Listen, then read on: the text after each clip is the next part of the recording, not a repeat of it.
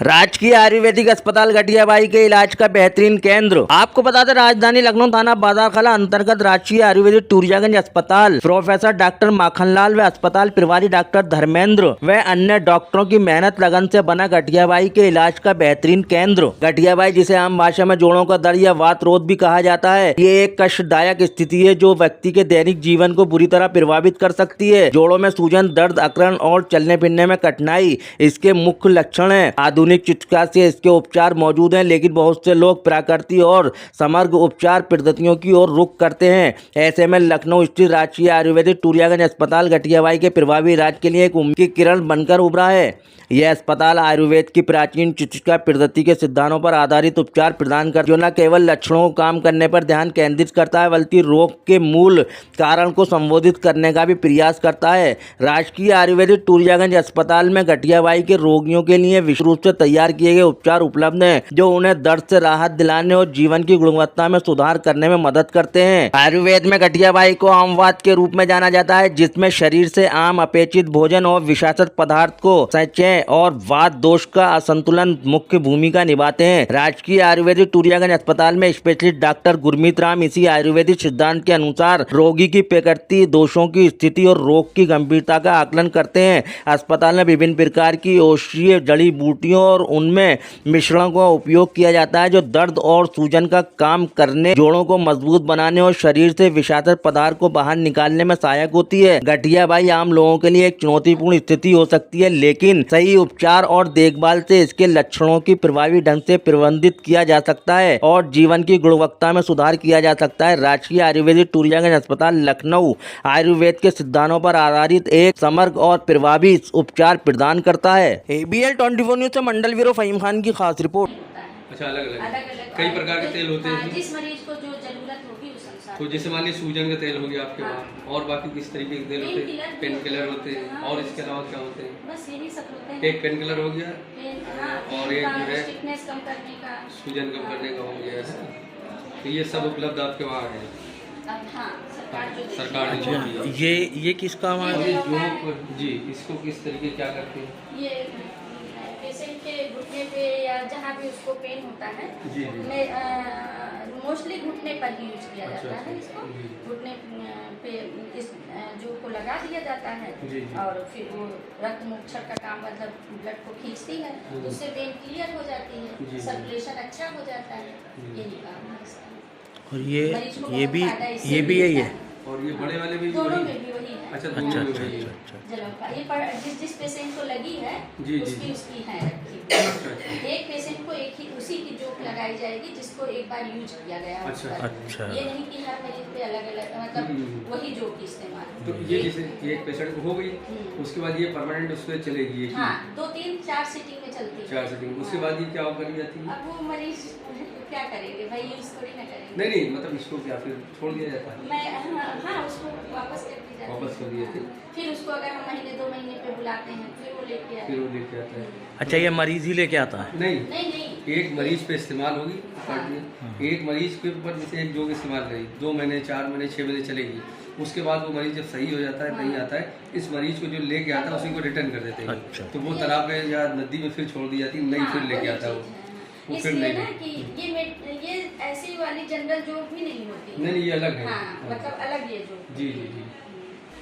मतलब ये वो कहीं से पकड़ के। हाँ, और बाकी ऐसे नॉर्मल वाली जैसे तालाबों में होती, वो तो खाल के अंदर घुस जाएगी। भाई उनमें इन्फेक्शन भी तो होगा। इन्फेक्शन होगा। नहीं, वो ऐसी होती है कि आपके खाल पे अगर आप घुटने पे भी लगाएंगे तो वो खाल के अंदर घुसने की सोचती है। और ये जो तरह की जोकें होती हैं। जी, ये देखिए इधर लगा हुआ है, जोकों के प्रकार हैं। नाम है सभी।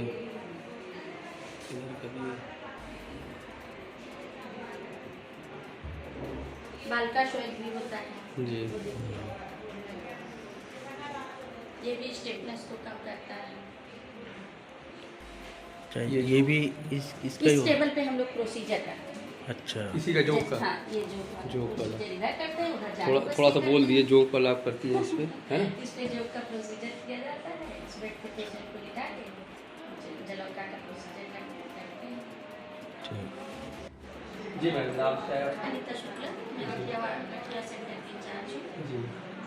तो इसके बारे में थोड़ा सा हमें बताएं। सिस्टर इंचार्ज जी मैं सर हमारे जैसे ओपीडी में जो मरीज देखते हैं जी तो जिनको भी नीड होती है प्रोसीजर की उनको हम लोग इस रूम में लाते हैं और उनका जैसे जान बस्ती है, कटी बस्ती है, ये सब प्रोसीजर करते हैं। उसके अलावा जान बस्ती घुटने में दी जाती है, कटी बस्ती कमर के लिए, कमर का दर्द होता है उनके लिए हम लोग कटी बस्ती करते हैं। घुटने के पेट में जान बस्ती फायदा करती है, अच्छा ये उसको करते हैं। और इसी तरह सर्वांग श्वेत कराया जाता है, स्टिफनेस को कम करता है, दोषों को थोड़ा दूर करता है, ये मशीन है उसके लिए। नाड़ी स्वेदन पर्टिकुलर पार्ट पे किया जाता है। जलौका हमारे यहाँ होता है, जलौका से वो भी घुटने पे ही अप्लाई किया जाता है, जो बातिल व्याधियाँ हैं उनको निकाल होता है उसको दूर करने के लिए जलौका करते हैं। सब प्रोसीजर और भी है, पत्र पेट होता है, प्रोसीजर किए जाते हैं। मरीज को क्या आवश्यकता है इसके अनुसार सर रिकमेंड करते हैं, उसी को हम लोग यहाँ पे फॉलो करते हैं। सबसे ज़्यादा किस चीज़ के पेशेंट आते हैं आपके यहाँ? घुटने कमर दर्द, जॉइंट्स पेन, अर्थराइटिस अच्छा सबसे ज़्यादा ये होते हाँ हैं, ज़्यादातर इनकी क्वांटिटी ज़्यादा है, बाकी और हाँ। कम है।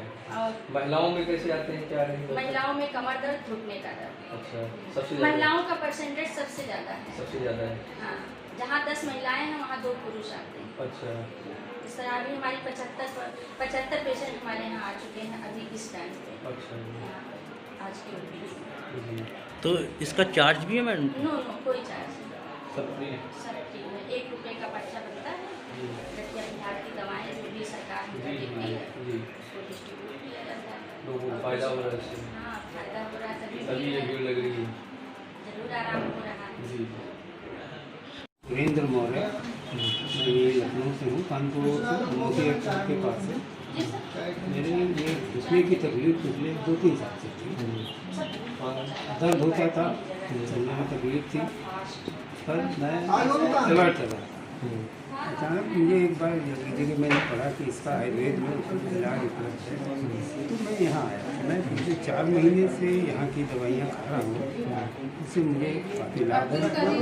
मेरी घुटने की जो एक क्रैकिंग साउंड होती है, खटखट की आवाज़ बंद हो गई है। पर थोड़ा चलने पर 2.5-3 किलोमीटर चलने पर फिर से शुरू हो जाती है। डॉक्टर साहब कह रहे हैं कि वो ठीक सही हो जाएगी। अच्छा आपको ये लगा कि रुपए में 90% आप फिट हो गए? हाँ 90% आप फिट हो गया हूँ, 10% बाकी है। ये गठिया भाई की जो पर मेरा एक सरकार से निवेदन है जी कि जैसे जनौषधि केंद्र बाकी सरकारी आयुर्वेदिक एलोपैथिक अस्पतालों में खोले गए, वैसे ही आयुर्वेदिक दवाओं के लिए भी जनौषधि केंद्र इन जगहों पर खोले जाने चाहिए, क्योंकि सारी दवाएं यहाँ पर उपलब्ध नहीं होती हैं और लोगों को बाहर से खरीदना पड़ता है। बाहर ये दवाएं बहुत महंगी होती हैं, वो अगर व्यवस्था हो जाए तो इससे आने वाले मरीजों को बहुत इसमें आयुर्वेद में आयुर्वेद आपने बहुत इलाज करा, सब शहर में चारों तरफ करा, मगर कहीं लाभ नहीं मिला। आयुर्वेद में आपको लाभ मिला, आयुर्वेद में लाभ मिला, आयुर्वेद में लाभ मिला आपको, डेफिनेटली कोई साइड इफेक्ट नहीं है इसमें, कोई साइड इफेक्ट नहीं है। फायदा ही फायदा है इसमें। मैं डॉक्टर विजय राम, मैं प्रभारी हूँ गठिया आयुर्वेदिक कॉलेज से गठिया सेंटर का। और खास करके यहाँ पर जो पेशेंट आते हैं गठिया से रिलेटेड आते हैं, क्योंकि स्पेशलाइज ये हमारा सेंटर है। तो गठिया में 3-4 मेन बीमारियाँ हैं। एक तो गाउट है, जिसको हम लोग आयुर्वेद में वातरक्त कहते हैं। दूसरा रेमेटॉइड अर्थराइटिस, आयुर्वेद में हम लोग आम बात कहते हैं उसको, ठीक है। और उसके बाद संधिवात है, ये ऑस्टियोआर्थराइटिस है। कुछ केसेज हमारे पास स्पाइनल कॉर्ड से रिलेटेड प्रॉब्लम, जैसे सर्वाइकल स्पॉन्डिलाइटिस है ना, लंबर है, और कुछ सियाटिका के पेशेंट, इस तरह के पेशेंट आते हैं हमारे पास। और उनका आयुर्वेदिक तरीके से जो है हम लोग उपचार करते हैं। और रोगी को ज़रूरत होती है मेडिसिन के अलावा सिकाई वगैरह की, तो वो हम लोग सिकाई वगैरह भी उसको इंटीग्रेट करते हैं। और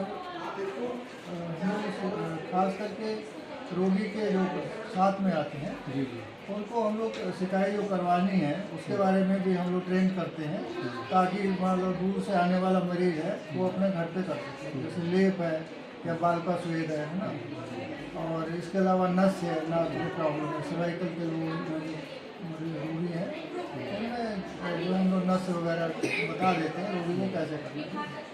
तो रोगी आते हैं, रोगियों को बता रहे रोगी कि लाभ हो रहा है उनको। और